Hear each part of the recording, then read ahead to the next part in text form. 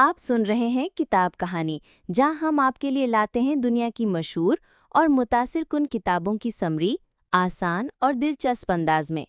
तो आइए शुरू करते हैं आज की समरी। इंट्रोडक्शन। आपकी लाइफ कोई लक का गेम नहीं है। भले ही जब आप सुबह जागते हैं और किसी चीज़ के कोई खास प्लानिंग नहीं करते हैं, तब भी कुछ सिस्टम और सब सिस्टम आपके दिन को रूल करते रहते हैं। जैसे कि आपका कोई मॉर्निंग रूटीन, वर्क रूटीन और इवनिंग रूटीन हो सकता है। आप शायद उन सिस्टम से अनजान होंगे जो आपकी लाइफ को कंट्रोल कर रहे हैं, लेकिन वो मौजूद हैं। चाहे आप कोई सिंपल सा काम कर रहे हों, जैसे कि बर्तन धोना, या अपने अगले प्रोजेक्ट पर काम कर रहे हों, तब भी आप एक सिस्टम को फॉलो कर रहे होते हैं। इस समरी में सैम कारपेंटर ने ऐसा कॉन्सेप्ट इंट्रोड्यूस किया है जिससे आप डेली फॉलो करने वाले सिस्टम और सब सिस्टम को ऑर्गेनाइज और कंट्रोल करके अपनी डेली हैबिट्स और वर्क लाइफ को चेंज कर सकते हैं। इसमें आप सीखेंगे कि किसी भी ऑर्गेनाइजेशन के लिए किसी भी काम को इफेक्टिवली करने और प्रॉब्लम्स को रोकने के लिए सिस्टम कितना इंपॉर्टेंट होता है। आप ये भी सीखेंगे कि स्ट्रेटेजिक ऑब्जेक्टिव, ऑपरेटिंग सिस्टम और वर्किंग प्रोसीजर को सेट करने वाले फॉर्मूला को फॉलो करके अपने बिजनेस को कैसे ग्रो किया जाए। अगर आप हमेशा अपनी लाइफ और बिजनेस को इम्प्रूव करने के तरीके ढूंढते रहते हो, तो ये समरी आपके लिए है। ये आपको आपके करंट पैटर्न, ताकत और कमजोरियों से रूबरू कराएगी और फिर उन पर काम करेगी ताकि आप ज्यादा बेहतर लाइफ जिएं, जैसी आप डिजर्व करते हैं। A system of systems. किसी गोल को अचीव करने के लिए बहुत सारे स्टेप्स या प्रोसीजर को ऑर्गेनाइज करने के प्रोसेस को सिस्टम कहा जाता है। सिस्टम हमारी जिंदगी को और आसान और इफेक्टिव बनाने के लिए बनाए जाते हैं। अगर आपके सिस्टम से आप चीज़ों को जल्दी नहीं कर पाते या रिजल्ट की क्वालिटी इंप्रूव नहीं हो रही है, तो आपको अपने सिस्टम के बारे में दोबारा सोचने की ज़रूरत है। आप लाइफ को सिस्टम के सिस्टम की तरह सोच सकते हो। हर काम, चाहे वो छोटा ही क्यों ना हो, एक सिस्टम के अनुसार डिज़ाइन किया जाना चाहिए। चाहे आप रिजल्ट जल्दी अचीव करना चाहते हो, अपने काम की क्वालिटी को इम्प्रूव करना चाहते हो या इस प्रोसेस को एंजॉय करना चाहते हो, आपको अपना सिस्टम चेंज करना होगा। सिस्टम का इस्तेमाल बुरी चीज़ों को रोकने के लिए भी किया जाता है। जब आप नोटिस करने लगते हो कि कुछ बुरा होने वाला है, तो आपको सेम स्टेप्स को फॉलो करते हुए शांत नहीं बैठना चाहिए, बल्कि जब आपको कोई खतरा महसूस हो, तो आपको अपना सिस्टम रिवाइज करके उसमें ज़रूरी इम्प्रूवमेंट या बदलाव करने चाहिए। ये चीज़ों को और ख़राब होने से बचाता है। इस बुक के ऑथर सैम कारपेंटर ने अपनी स्टोरी बताई है कि कैसे उन्होंने अपने बिजनेस सेंट्राटेल की शुरुआत की थी। ये एक फ़ोन आंसरिंग बिजनेस था जो सैम ने काफ़ी पहले खरीदा था। जब सैम इस कंपनी के मालिक बने, तो उन्होंने ठान लिया कि वो इसे दुनिया की बेस्ट कंपनी बनाकर रहेंगे। उस वक्त उन्हें कोई आइडिया नहीं था कि वो क्या कर रहे थे और सेंट्राटेल को एक पावरफुल बिजनेस बनाने के लिए उन्हें क्या करना चाहिए। उन्होंने जल्द ही पाया कि इस फ़ोन आंसरिंग कंपनी से प्रॉफिट कमाना बहुत मुश्किल है। इसके काम करने के लिए एम्प्लॉयज़ को अच्छे से ऑर्गेनाइज करने की ज़रूरत थी। उन्हें ये भी पता होना चाहिए कि क्लाइंट से किस तरह बात करनी चाहिए और रूल्स को कैसा फॉलो करना है। उस दौरान सैम 2 प्यारे बच्चों के सिंगल पेरेंट भी बने थे। उनका डिवोर्स हो गया था, इसलिए उनके पास अपने बच्चों की देखभाल करने के लिए कड़ी मेहनत करने के अलावा और कोई रास्ता नहीं था। सैम हर हफ्ते 100 घंटे काम करते थे और कभी-कभी वो रेस्ट करना तक भूल जाते थे और थकान के कारण बेहोश हो जाया करते थे। अभी तक उनका बिजनेस प्रॉफिट नहीं कमा पा रहा था, फिर भी सैम अपने सपने पर विश्वास करते हुए चलते रहे। सेंट्राटेल वॉल्यूम के मामले में तो बढ़ रहा था, लेकिन सैम के पास पैसा नहीं आ रहा था। सैम बहुत मुश्किल से गुजारा कर पा रहे थे। लेकिन जब उन्होंने वर्क सिस्टम के मेथड के बारे में जाना, तो उनका बिजनेस बदलने लगा। उन्होंने एक स्ट्रैटेजी बनाई ताकि वो अपने एम्प्लॉयज़ के इंटरनेट यूसेज को ट्रैक कर पाएं। इससे सैम ने नोटिस किया कि उनके कुछ एम्प्लॉयज़ इंटरनेट सर्फिंग में ज़रूरत से ज़्यादा टाइम बिता रहे थे। वो लोग इंटरनेट को काम के बजाय एंटरटेनमेंट या टाइम पास के लिए यूज़ कर रहे थे। तो सैम ने हर कंप्यूटर पर ट्रैकर लगा दिया और एम्प्लॉयज़ की परफॉर्मेंस पर नज़र रखने लगे। शुरुआत में सैम ने इस ट्रैकर के बारे में एम्प्लॉयज़ को इन्फॉर्म नहीं किया था और इसी वजह से उन्हें उन एम्प्लॉयज़ के बारे में पता चला जो इंटरनेट का गलत यूज़ कर रहे थे।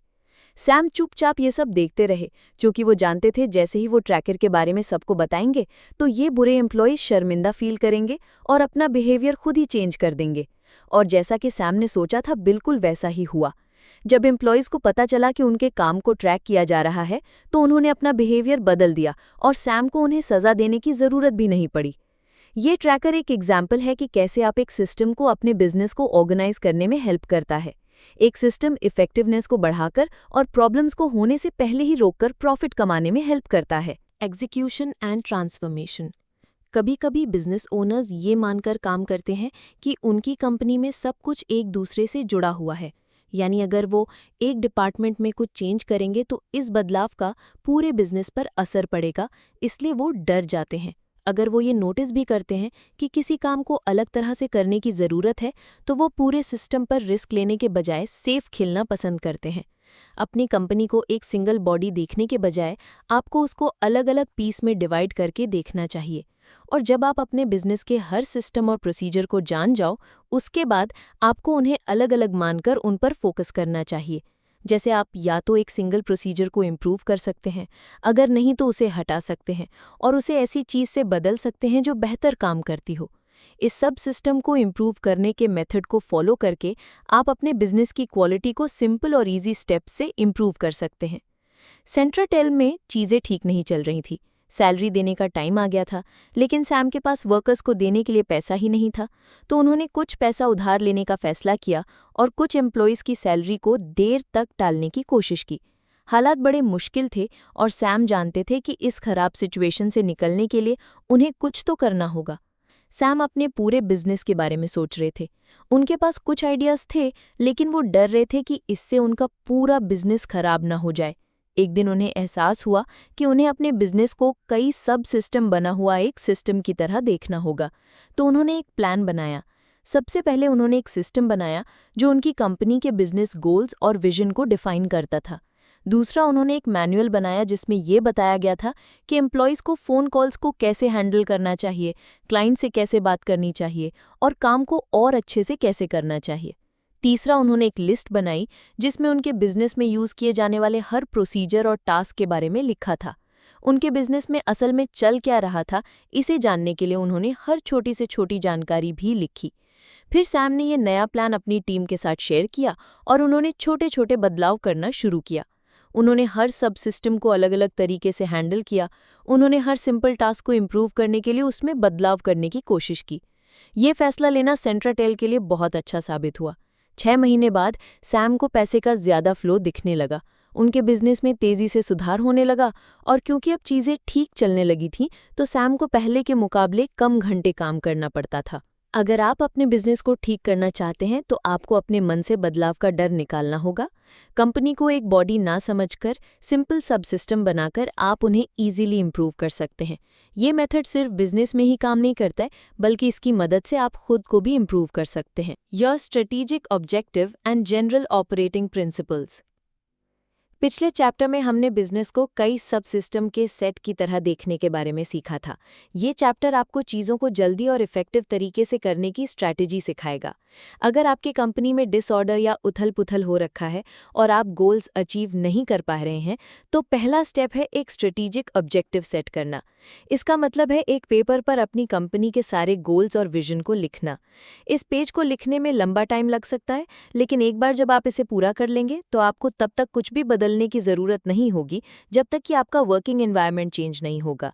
सेकेंड स्टेप है जनरल ऑपरेटिंग प्रिंसिपल्स क्रिएट करना। ये वो रूल्स होंगे जिन्हें हर एम्प्लॉय को फॉलो करना होगा। इसमें वर्कर का बिहेवियर, ऑपरेटिंग मैनुअल और हर वो चीज़ शामिल होगी जो आपके वर्क स्पेस से जुड़ी हुई होगी। इस डॉक्यूमेंट को पूरा करने में कुछ हफ्ते लग सकते हैं, लेकिन जैसे ही आप इसे पूरा कर लेंगे, समझो काम हो गया। थर्ड स्टेप है अपनी कंपनी की अस्त-व्यस्त हालत से छुटकारा पाने के लिए अपने वर्किंग प्रोसीजर को लिखना। इसमें वो सारे सिस्टम और सब सिस्टम आते हैं जो आपकी कंपनी में काम कर रहे होते हैं। चाहे वो सिस्टम कितना भी छोटा हो, तब भी आपको उसे अपने डॉक्यूमेंट में लिखना होगा। ये बहुत इंपॉर्टेंट स्टेप है क्योंकि इससे आप हर सब सिस्टम को अलग से देख पाओगे और ज़रूरत पड़ी तो उसे चेंज भी कर पाओगे। सेंट्राटेल में सैम अपनी पूरी स्ट्रैटेजी को बदलने की सोच रहे थे और जैसे ही वे ऊपर दिए गए 3 स्टेप्स को समझ गए, उन्होंने उन्हें इम्प्लीमेंट करना शुरू कर दिया। पहले सैम ने अपने स्ट्रेटेजिक ऑब्जेक्टिव को लिखने की कोशिश की। अपनी कंपनी में चल रहे कामकाज को एनालाइज करने के बाद उन्हें एहसास हुआ कि वो बिना किसी क्लियर विजन के काम किए जा रहे थे, जिस वजह से उनका फोकस अपने काम पर है ही नहीं था। इसलिए उन्होंने लिखा कि सेंट्राटेल का गोल है अमेरिका की बेस्ट फ़ोन आंसरिंग सर्विस देने वाली कंपनी बनना। जैसे ही ये पेज कंप्लीट हुआ, कंपनी ने अपने मेन ऑब्जेक्टिव से बिना डिस्ट्रैक्ट हुए क्लियर इंस्ट्रक्शंस के साथ काम करना शुरू कर दिया। फिर सैम दूसरे स्टेप की ओर बढ़े, जो था सेंट्राटेल के जनरल ऑपरेटिंग प्रिंसिपल्स बनाना। उन्होंने ऐसे 30 रोल्स बनाए जो उनके स्ट्रेटेजिक ऑब्जेक्टिव के साथ मैच करते थे। उन्होंने ऐसे 30 प्रिंसिपल्स का नाम दिया। इस सिस्टम के बेसिस पर ही बिजनेस के सारे डिसीजंस लिए जाते थे। ऑपरेटिंग प्रिंसिपल्स को बनाने में सैम को 1 महीने से ज़्यादा लगा, पर वो हर मिनट उसके लायक साबित हुआ। नेक्स्ट चैप्टर में हम सैम और उन्होंने अपने वर्किंग प्रोसीजर को कैसे सेट किया, इस बारे में ज़्यादा जानेंगे। याद रखिए कि अपनी कंपनी के काम की क्वालिटी में इंप्रूवमेंट लाने के लिए clear strategic objective, general operating principles और वर्किंग प्रोसीजर को सेट करना बहुत ज़रूरी है। Your working procedure. पिछले चैप्टर में आपने सीखा कि बिजनेस एक सिंगल सिस्टम नहीं बल्कि कई सिस्टम का सेट है जो एक कंपनी को चलाने में काम आता है। रिटन वर्किंग प्रोसीजर एक ऐसा डॉक्यूमेंट है जिसमें आपके बिजनेस का हर सिस्टम शामिल होता है, चाहे वो बड़ा हो या छोटा। जब ये डॉक्यूमेंट कंप्लीट हो जाएगा तो ये आपको एक क्लियर पिक्चर देगा कि आपकी कंपनी कैसे काम कर रही है। इससे आप उन सिस्टम्स को पहचान सकते हैं जो आपके बिजनेस में कोई वैल्यू ऐड नहीं कर रहे हैं। फिर आप या तो उन्हें बदल सकते हैं या अपने सिस्टम से डिलीट कर सकते हैं। इस डॉक्यूमेंट के होने से आप अपनी कंपनी के ऑपरेटिंग सिस्टम में लगातार इंप्रूवमेंट कर सकते हैं, और वो भी अपनी कंपनी के विजन को नुकसान पहुंचाए बिना। एक इफेक्टिव वर्किंग प्रोसीजर डॉक्यूमेंट बनाने के लिए आपको अपनी कंपनी के हर सिस्टम और सब सिस्टम को शामिल करना होगा, चाहे वो बड़ा हो या छोटा। आपको बार बार होने वाली प्रॉब्लम्स के लिए पहले से सोल्यूशन भी लिखने होंगे ताकि उन्हें ऑटोमेटिक तरीके से सॉल्व किया जा सके। फाइनली आपको इस डॉक्यूमेंट को सिंपल और इजी लैंग्वेज में लिखना होगा ताकि कोई प्रॉब्लम होने पर हर एम्प्लॉय उसे सॉल्व कर सके। सेंट्राटेल में सैम ने जब सबसे पहला वर्किंग प्रोसीजर बनाया था वो था डिपॉजिट हैंडलिंग प्रोसीजर। ये एक रिटन डॉक्यूमेंट है जिसमें समझाया गया है कि एम्प्लॉयज़ को हर दिन क्लाइंट्स के पेमेंट को कैसे हैंडल करना चाहिए। इस सिस्टम के लिए वर्किंग प्रोसीजर बनाने से पहले कंपनी में 3 एम्प्लॉयज़ पेमेंट को हैंडल करते थे, और क्योंकि वो तीनों क्लाइंट्स के पेमेंट को अलग अलग अप्रोच से फॉलो करते थे तो इस वजह से बहुत सी गलतियां होती थीं, जैसे इनवॉइस गलत क्लाइंट को भेज देना या गलत डिपॉजिट करना। एक दिन एक घटना में कंपनी को $3000 का नुकसान हो गया क्योंकि एक मैनेजर ने डिपॉजिट अपनी कार की सीट के नीचे से खो दिया था। ऐसी कई घटनाएं देखने के बाद सैम ने इस सिस्टम को ऑर्गेनाइज करने के लिए एक वर्किंग प्रोसीजर बनाने की सोची। वो उन 2 लोगों के साथ बैठे जो पैसों को हैंडल करते थे। उन्होंने और डिटेल्स के लिए अपनी कंपनी के मैनेजर से भी बात की, और फिर सैम ने कुछ रूल्स बनाए ताकि फंड्स को चेक करने और डिपॉजिट करने के हर स्टेप को ऑर्गेनाइज किया जा सके। इन रूल्स के एग्जाम्पल में सिंपल डिटेल शामिल हैं, जैसे एनवेलप को खोलना, कंप्यूटर को ऑन करना, सॉफ्टवेयर को शुरू करना, उसमें डेटा एंटर करना, बैंक जाके ये पक्का करना कि चेक वैलिड है या नहीं, और ऑफिस वापस आकर रिसीट देना। इस वर्किंग प्रोसीजर को पहले टेस्ट और फिर इम्प्लीमेंट किया गया। सेंट्राटेल में सैम और उनके एम्प्लॉयज़ इन रूल्स को फॉलो करने के लिए अग्री हो गए, और उन्हें ये भी बताया गया कि ज़रूरत पड़ी तो वो इन रूल्स में बदलाव भी कर सकते हैं। स्टार्टिंग में डिपॉजिट प्रोसीजर में 50 से ज़्यादा स्टेप्स थे। टाइम के साथ वो इस डॉक्यूमेंट को इम्प्रूव करते रहे जब तक इसमें 20 इजी रूल्स नहीं बन गए जिन्हें हर एम्प्लॉय क्लाइंट के पेमेंट को हैंडल करने के लिए फॉलो कर सकता था। अपने बिजनेस में हर काम के लिए वर्किंग प्रोसीजर बनाने से उसका प्रोसेस सिंपल हो जाता है, और इसी वजह से उन्हें अप्लाई करना और आगे के सक्सेस के लिए सुधारना आसान हो जाता है। एरर्स ऑफ ओमिशन के बारे में एक कहानी है। अगर मैं आपसे उन सबसे बड़ी 5 गलतियों के बारे में लिखने के लिए कहूँ जिनका आपको अफसोस है, तो आपका जवाब क्या होगा? जितना हो सके उतना ईमानदारी से जवाब देने की कोशिश कीजिएगा। क्या आपकी लिस्ट कंप्लीट हो गई है? अगर हाँ, तो अपने जवाब को चेक कीजिए। ज़्यादातर लोगों की तरह आप पाएंगे कि आपको गलती करने का अफसोस नहीं है, बल्कि आपको उन चीज़ों का अफसोस है जो आप करना चाहते थे लेकिन आपने की ही नहीं। सैम इन गलतियों को एरर्स ऑफ ओमिशन कहते हैं। हम जो करना चाहते हैं उसे ना करने का सबसे बड़ा कारण है टाल मटोल करना। हम अपने काम को टालते रहते हैं और अक्सर इनके बारे में भूल जाते हैं। शायद ये ऐसी चीज़ें थीं जो हमारी ज़िंदगी बदल सकती थीं। आपको पता होना चाहिए कि टाल मटोल करना एक चॉइस है। हर बार जब आप कुछ करना चाहते हैं और उसे कल पर टाल देते हैं तो आपने पैसिव होना चूज कर लिया है। लेकिन जिस दिन आप अपनी लाइफ में ज़्यादा एक्टिव चॉइसेस करने लगेंगे तब आप ज़्यादा काम पूरे कर पाएंगे। चाहे वो आपका बिजनेस हो या आपकी पर्सनल लाइफ, अपनी डेली के एक्शंस को ऑब्जर्व करने के लिए आपको सचेत होना होगा। फिर अपने आप से पूछते रहिए कि वो कौन सी चीज़ है जो आपको अभी करनी चाहिए लेकिन आप उसे कल पर टालते जा रहे हैं। इन चीज़ों को पहचान कर और फिर उनके लिए एक्शन लेने का फैसला लेकर आप अपनी लाइफ और बिजनेस में सक्सेस के और करीब जाने लगते हैं। कभी-कभी हमें एक प्रॉब्लम इस बात का एहसास कराती है कि हमें जागना चाहिए और टाल-मटोल करना बंद कर देना चाहिए। आइए इसे एक एग्जाम्पल से समझते हैं। एक बार सेंट्रेटेल जिस इलाके में था वहां बिजली चली जाती है। सैम अपनी वाइफ के साथ 4 जुलाई डिनर के लिए एक दोस्त के घर पर थे। वो खुद प्रॉब्लम को चेक करने के लिए मौजूद नहीं थे, पर उन्हें अपने बैकअप जनरेटर पर भरोसा था। जैसा कि आपने पिछले चैप्टर में जाना था, सेंट्रेटेल एक फ़ोन आंसरिंग कंपनी है, तो उनकी फ़ोन सर्विसेज हमेशा एक्टिव रहना ज़रूरी है। इस इलाके में बिजली इसलिए गई थी क्योंकि वहां तूफान आया था और एक ट्रांसफार्मर में आग लग गई थी। क्योंकि ये प्रॉब्लम बड़ी थी, तो इसे ठीक होने में ज़रूरत से ज़्यादा टाइम लग गया। सेंट्रेटेल के जनरेटर कंपनी को 3 घंटे तक की इलेक्ट्रिसिटी सप्लाई कर सकते थे। जैसे जैसे समय बीतता जा रहा था, सैम की सांसें थमी हुई थीं और वो उम्मीद कर रहे थे कि इससे पहले कि जनरेटर काम करना बंद कर दें, ट्रांसफार्मर ठीक हो जाए। अगर ऐसा नहीं हुआ तो बहुत बड़ी प्रॉब्लम हो सकती थी। किस्मत से 2 घंटे में बिजली वापस आ चुकी थी और सेंट्रेटेल अब सेफ था। क्योंकि सैम मानते हैं कि हर प्रॉब्लम को एक वार्निंग समझना चाहिए, इसलिए उन्होंने कुछ बदलाव करने की सोची। वो सोचने लगे कि अगर कभी पूरे 1 दिन के लिए बिजली चली गई तो क्या होगा, और ये बात सोचकर वे डर गए। और इसलिए उन्होंने डिसाइड किया कि उन्हें जल्द ही एक्शन लेना होगा। उन्होंने साइट पर एक जनरेटर इंस्टॉल करने की कोशिश की। इसमें काफ़ी टाइम और पैसा लगा। इसके लिए गवर्नमेंट को मनाना भी चैलेंजिंग था, पर सैम ने आखिरकार ये कर दिखाया। अगर ये एक्शन थोड़ा भी पोस्टपोन किया जाता तो अगली बार बिजली जाने पर सेंट्रेटेल को भारी नुकसान होता। ये एग्जाम्पल बिजनेस वर्ल्ड पर भी अप्लाई होता है। आप इसे अपनी पर्सनल लाइफ में भी अप्लाई कर सकते हो। इम्प्रूव करते रहो। कल से ज़्यादा बेहतर बनने के रास्ते में टाल-मटोल करने की बुरी आदत को अपने ऊपर हावी मत होने दो। Consistency and cold coffee. जब आप कोई बिजनेस चलाते हैं तो ये आपकी जिम्मेदारी है कि आप हमेशा अपने प्रोडक्ट और सर्विस की क्वालिटी को अच्छा बनाए रखें।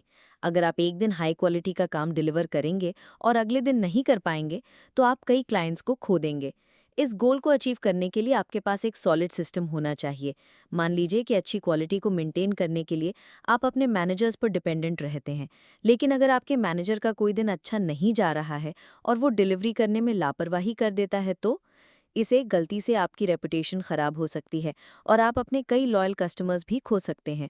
लेकिन अगर एक जॉब को करने या एक प्रोडक्ट को बनाने का हर स्टेप प्लान करके एक वर्किंग प्रोसीजर में लिखा जाए, तो अगर आपके मैनेजर का दिन खराब भी जा रहा हो तो भी वो लगातार अच्छी क्वालिटी की सर्विस डिलीवर करेगा। लेकिन ऐसा कैसे? इसलिए क्योंकि वो सिर्फ पहले से सेट किए गए स्टेप्स के सिस्टम को फॉलो कर रहा होगा। क्या आप एक कॉफ़ी लवर हैं?